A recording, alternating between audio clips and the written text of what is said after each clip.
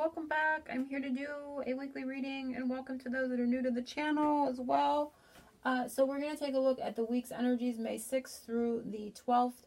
I'm going to be doing this a little bit different. I'm going to be looking at energies for the week, spirit message for the week, healing for the week, magic for the week, love for the week, and abundance for the week, or finances, however you want to see it. So there's going to be like 7 different categories, and we're going to take a look. Or if you want to do it in a whole different way and ask for a message for each day with each one of those as an energy, that's totally up to you how you want to, how you want to look at it, or how you want to be connecting to the cards for yourself and your messages this week. But that's how I'm being guided. And this is for May 6th through the 12th, or I always say whenever you come across this video. So, because it's always that timeless energy and connection to the messages as well. So just if you come into this reading later in, the time frame, I feel it always pertains to you as well.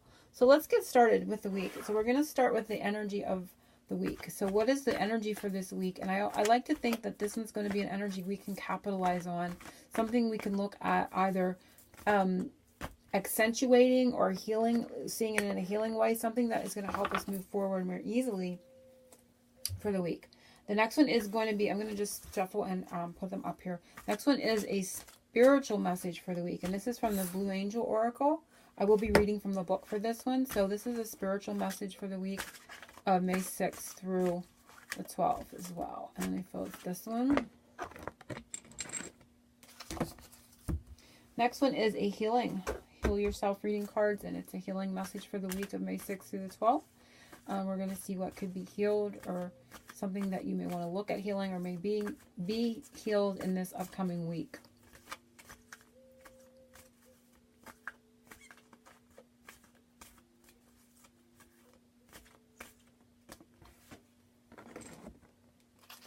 Next one is magic. So this is magic to work in this week.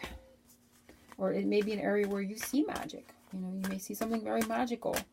But I like to see it as something that you can work magic for the week.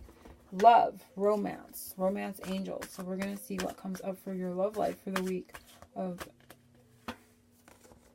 Actually, there was 2 there and I'm taking them. And we have romance. We still have romance. Romance is sticking around. Okay, so finances and abundance, or abundance, which they're, sometimes they're connected and sometimes we have an abundance of other things. But we're going to see what the abundance angels have for us for the week of the 6th through the 12th. And I feel it's this one, obviously. And so we're going to see it. And I want to just get a little whimsical rainbow rain message for the week overall. I'm just going to push that back and see what comes from my rainbow rain deck for this week. And they're saying 2. So let's just pull 2 here. Okay. So let's see what the energy is first. The energy is door to value. I'm not doing reversals. So the door is opening, an opportunity. So this is something that you can work the energies this week to your advantage. And so finances, opening something up financially, letting loose a little bit. It feels like the Four of Pentacles to me, and the aspect where maybe we've been holding on, or we've been trying to be conservative, or we've been over conservative and over worried.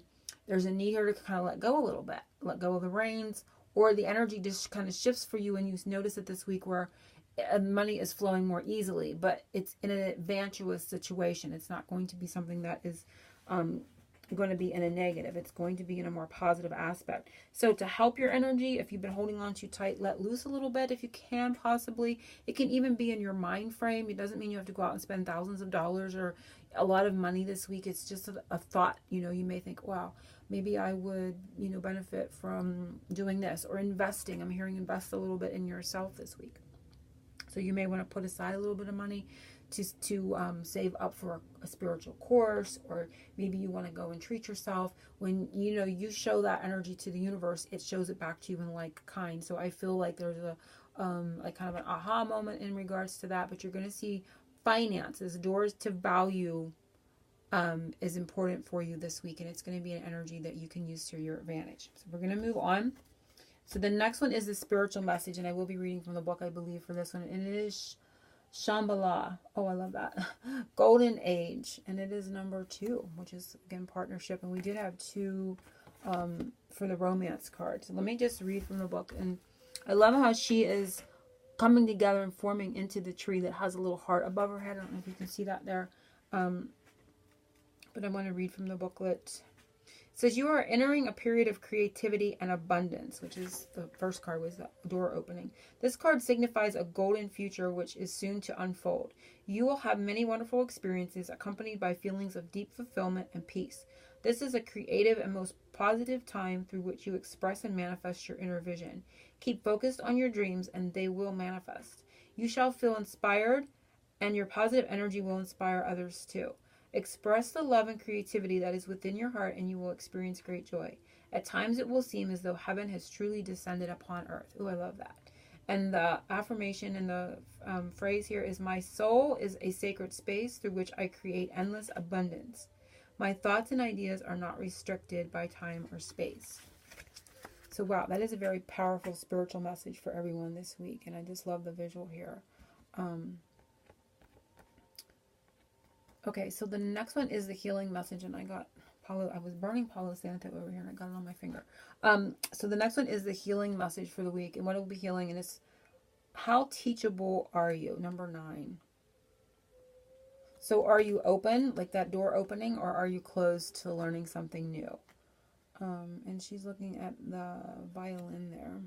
I'm just going to read from the booklet really quickly and see what it has to say. I may not read all of it because these are rather long. I want to keep this reading to a minimum for everyone's viewing and for uploading as well.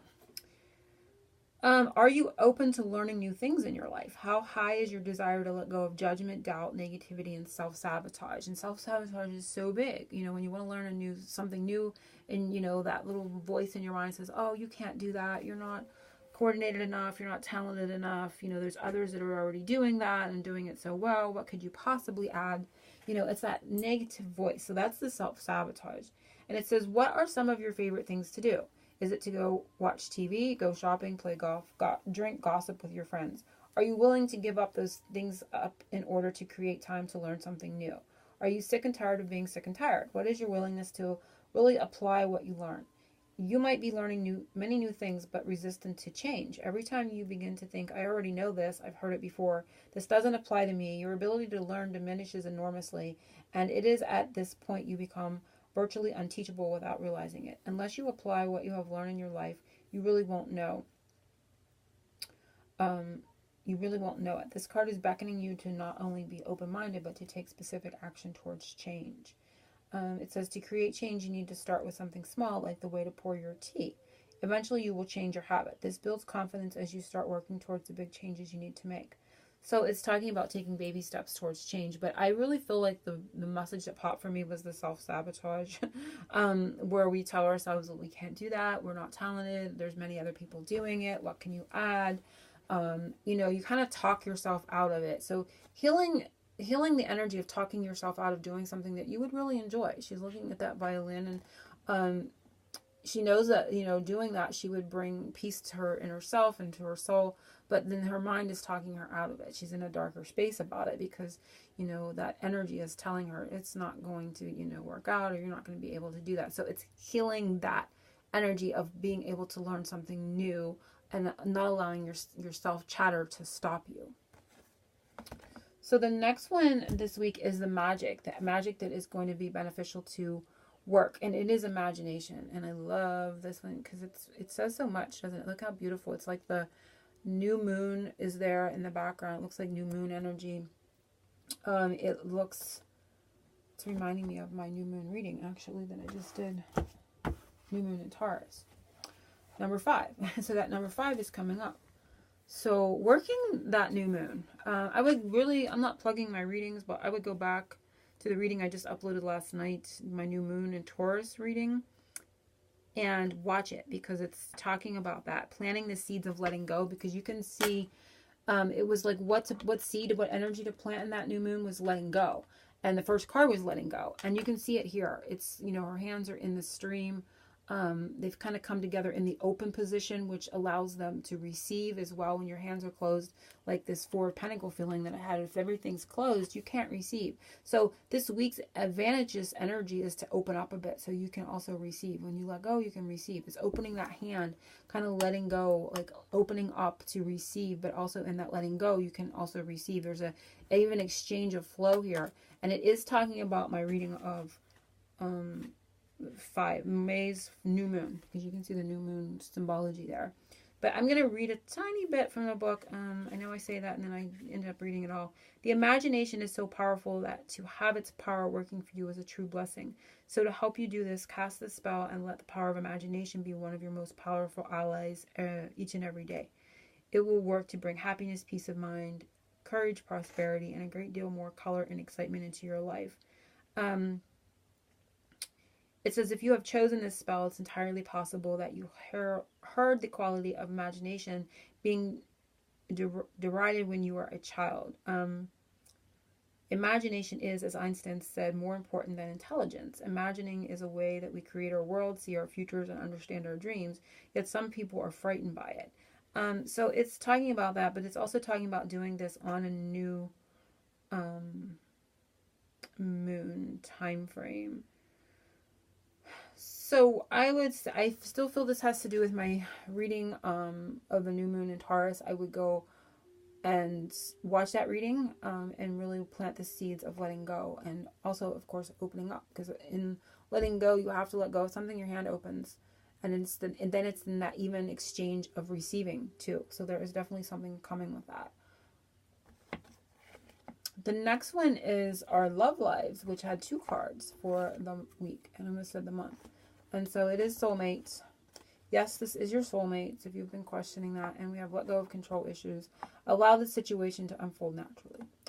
So try not to control the situation. I don't know that this is so much about control issues where you're feeling like you're controlling the other person or the other person is trying to control you. It can go back to the same energy of holding on to a way of thinking, feeling that you're right versus they're right or whatever. But when it kind of like letting go is going to be important. But I see this as allow the situation to unfold naturally is the more important message here when we have it with the soulmate card, because it's talking about don't try to control the outcome.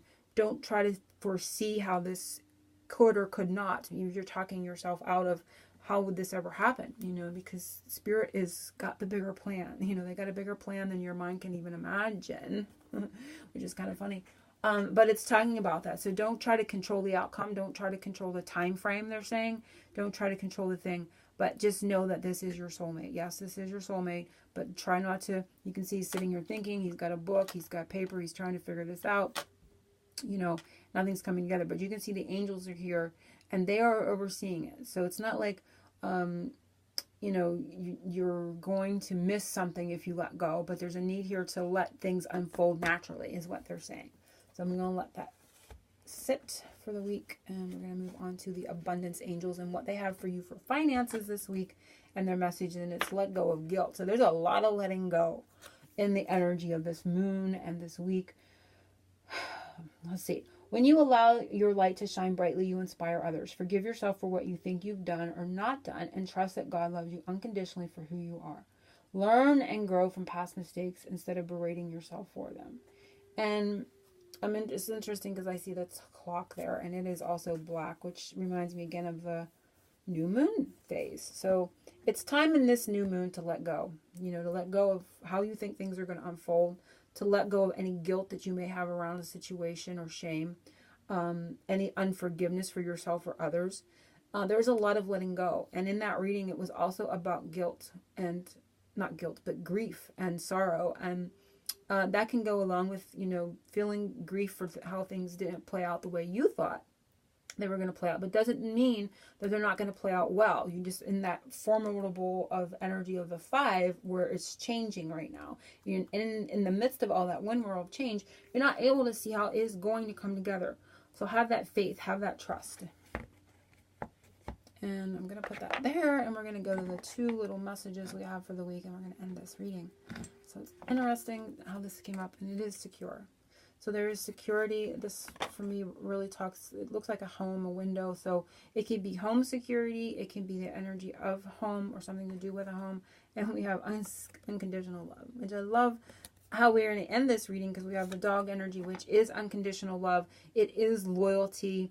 It is, of course, God spelled backward. So Spirit has your back. You are loved unconditionally, and in that there is that great security. You can feel secure in that knowledge and that knowing. So you don't need to control the outcomes. You don't need that. You can open up. You can, become more flexible, more trusting is the word, and just kind of open. And in that opening, in that softening of the energies that we had in the very beginning with this card, everything will flow from there. So yeah, beautiful message for this week, and I hope everyone has enjoyed it. And I don't know that I'll be doing my weeklies on a regular schedule, but I will pop in with a weekly from time to time. But I'm also always putting up monthly readings on my YouTube channel as well. Thanks everyone for liking, sharing, and subscribing. And I will see you soon for my next reading. Oceans of Love.